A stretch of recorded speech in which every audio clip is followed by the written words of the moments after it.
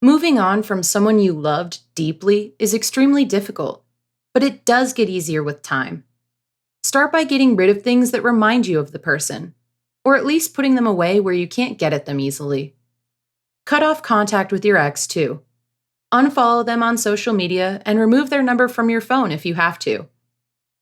While this is tough, it'll make it much easier for you to heal and move on in the long run. It's normal to experience grief after the end of a relationship, so give yourself time to process those feelings. At the same time, look for ways to keep yourself busy with things you enjoy.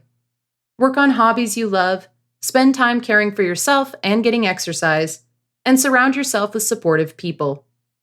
Set goals for yourself and start working towards them so you can focus on the future instead of the past. After a while, you may notice that you're thinking of your ex less and less.